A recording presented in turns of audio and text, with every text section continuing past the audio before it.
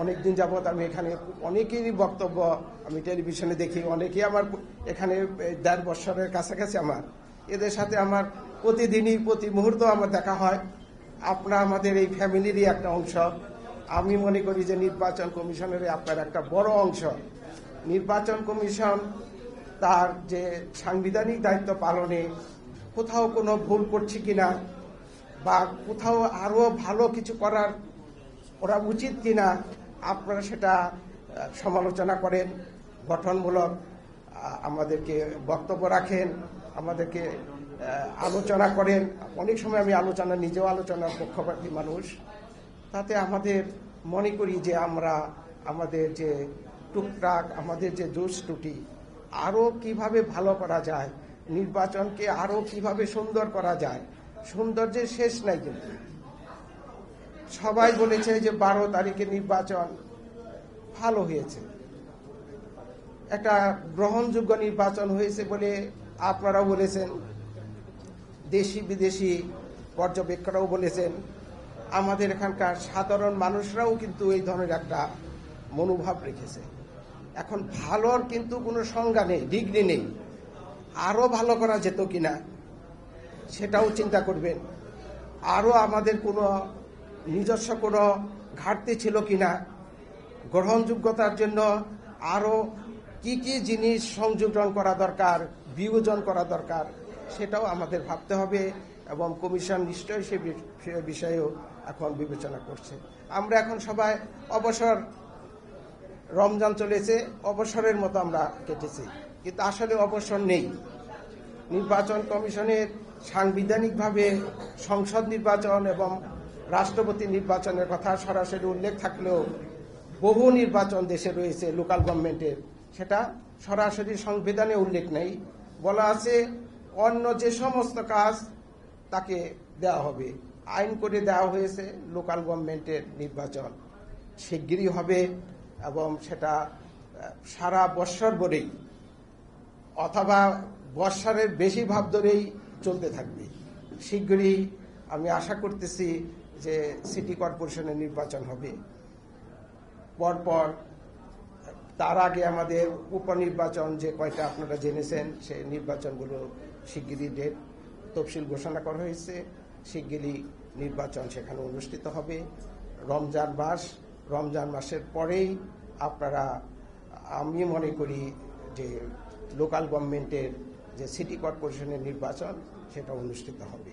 তবে এখানে একটি কথা বলা দরকার যে বর্তমানে সিটি নির্বাচন একটা মেয়র পদে পার্টি নমিনেটেড বিষয় উল্লেখ রয়েছে, উল্লেখ ছিল,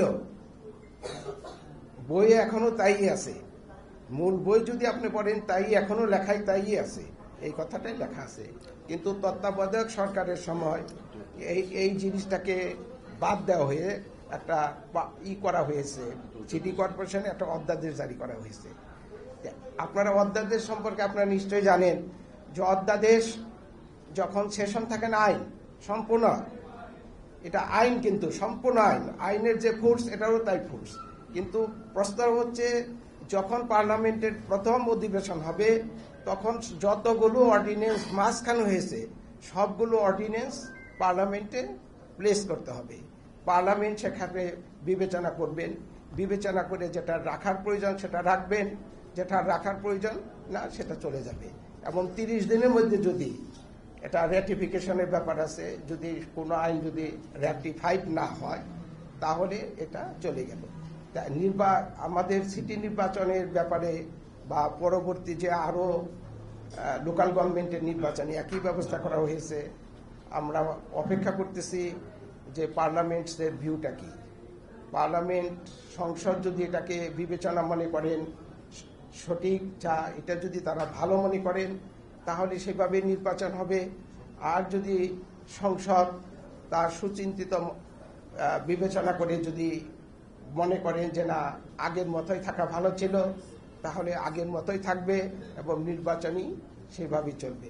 নির্বাচন কমিশন আইন অনুযায়ী সুষ্ঠু নির্বাচন করার জন্য দায়বদ্ধ। আইন কি হবে সেটার দায় কিন্তু নির্বাচন কমিশনের উপর বর্তায় না। আইন করবেন পার্লামেন্ট যে আইন করবে সেই আইন অনুযায়ী যে কোনো নির্বাচন সংক্রান্ত যে আইন করবেন সেই অনুযায়ী সুষ্ঠু, গ্রহণযোগ্য এবং ভালো নির্বাচন করার জন্য নির্বাচনের দায়বদ্ধতা।